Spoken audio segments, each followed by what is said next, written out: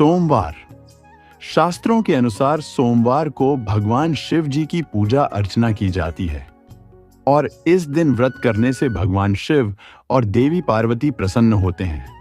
महत्व: सोमवार का व्रत बेहद ही सरल होता है। जीवन धन धान्य से भर जाता है। सभी अनिष्टों का हरण कर भगवान शिव अपने भक्तों के कष्टों को दूर करते हैं। सोमवार व्रत नियमित रूप से करने पर भगवान शिव तथा देवी पार्वती की अनुकंपा बनी रहती है, जिससे पति पत्नी में वाद विवाद झगड़े नहीं होते और परिवार खुशहाल रहता है। काम में बरकत मिलती है और सभी कष्टों का नाश होता है। अविवाहित लद्दाकियां या लद्दाके भी सोमवार का व्रत मनचाहा जीवन साथी पाने के लिए रहते हैं। विधि: सोमवार का व्रत 3 प्रकार का होता है। इसमें प्रति सोमवार, सौम्य प्रदोष और 16 सोमवार शामिल हैं। तीनों ही व्रत का विधि विधान और पूजा के नियम एक समान ही हैं। सोमवार का व्रत साधारणतः दिन के तीसरे पहर तक होता है। सोमवार के दिन भगवान शिव की पूजा और व्रत का विशेष महत्व होता है। इस दिन सुबह जल्दी उठकर स्नान आदि कर साफ वस्त्र ग्रहण करें। यदि संभव हो तो मंदिर में जाकर शिवलिंग का जलाभिषेक करने के बाद व्रत का सोमवार को ब्रह्म मुहूर्त में सोकर उठें। स्नान आदि से निवृत्त हो जाएं। गंगा जल या पवित्र जल पूरे घर में छिड़कें। घर में ही किसी पवित्र स्थान पर भगवान शिव की मूर्ति या चित्र स्थापित करें। पूरी पूजन तैयारी के बाद निम्न मंत्र से संकल्प लें। इसके पश्चात निम्न मंत्र से ध्यान करें। ध्यान के पश्चात एवं नमः शिवाय से शिव जी पार्वती जी का षोडशोपचार पूजन करें। पूजन के पश्चात व्रत कथा सुने। तत्पश्चात चालीसा और आरती कर प्रसाद वितरण करें। इसके बाद भोजन या फलाहार ग्रहण करें।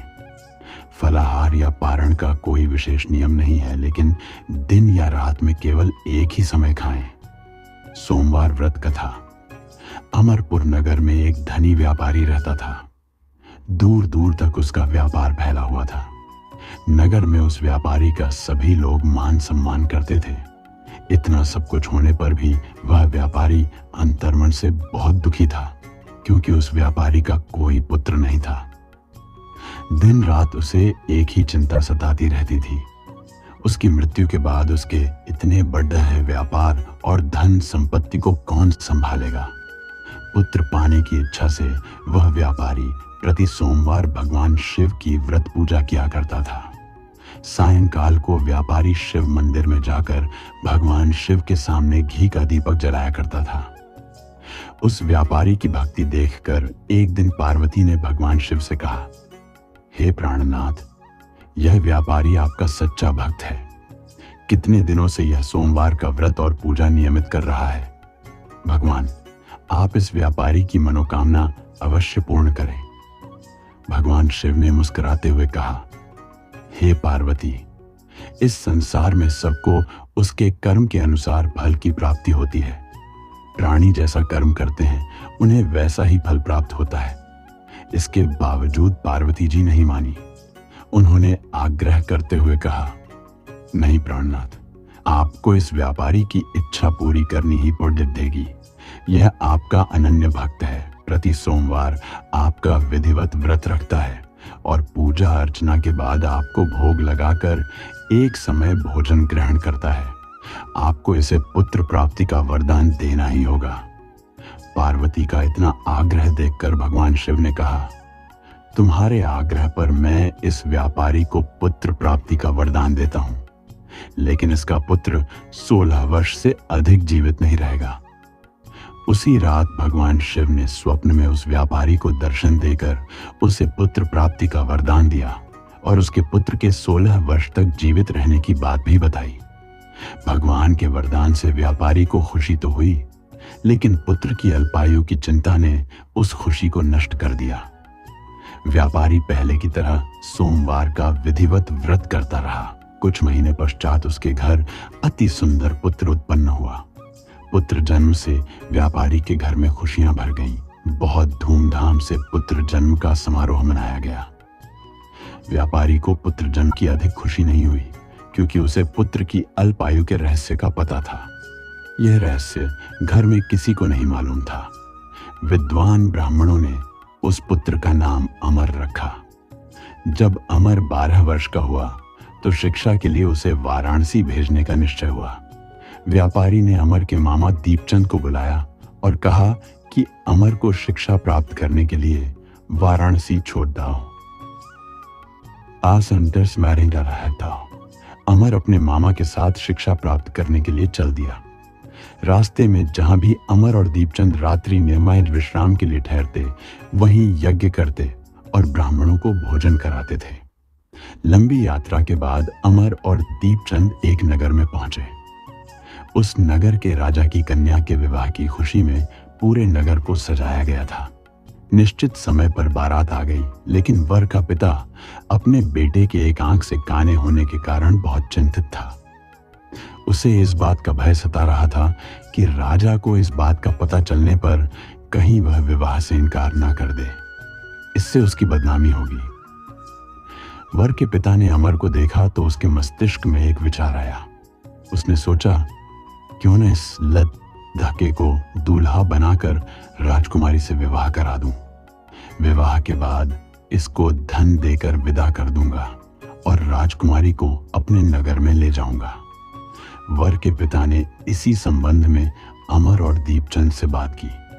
दीपचंद ने धन मिलने के लालच में वर के पिता की बात स्वीकार कर ली। अमर को दूल्हे के वस्त्र पहनाकर राजकुमारी चंद्रिका से विवाह करा दिया गया। राजा ने बहुत सा धन देकर राजकुमारी को विदा किया। अमर जब लौट रहा था तो सच नहीं छिपा सका और उसने राजकुमारी की ओढ़नी पर लिख दिया, राजकुमारी चंद्रिका, तुम्हारा विवाह तो मेरे साथ हुआ था। मैं तो वाराणसी में शिक्षा प्राप्त करने जा रहा हूं। अब तुम्हें जिस नवयुवक की पत्नी बनना पड़े रहेगा वह कान्हा है। जब राजकुमारी ने अपनी ओढ़नी पर लिखा हुआ पढ़ा तो उसने कान्हे लद्दाखे के साथ जाने से इनकार कर दिया। राजा ने सब बातें जानकर राजकुमारी को महल में रख लिया। उधर अमर अपने मामा दीपचंद के साथ वाराणसी पहुंच गया। अमर ने गुरुकुल में पढ़ना शुरू कर दिया। जब अमर की आयु 16 वर्ष पूरी हुई तो उसने एक यज्ञ किया। यज्ञ की समाप्ति पर ब्राह्मणों को भोजन कराया और खूब अन्न वस्त्र दान किए। रात को अमर अपने शयन कक्ष में सो गया। शिव के वरदान के अनुसार शयन अवस्था में ही अमर के प्राण पखेरु उद्ध है बैर है के सूर्योदय पर मामा अमर को मृत देखकर रोने पीटने लगा। आसपास के लोग भी एकत्र होकर दुख प्रकट करने लगे। मामा के रोने विलाप करने के स्वर समीप से गुजरते हुए भगवान शिव और माता पार्वती ने भी सुने। पार्वती जी ने भगवान से कहा, प्राणनाथ, मुझसे इसके रोने के स्वर सहन नहीं हो रहे। आप इस व्यक्ति के कष्ट अवश्य दूर करें।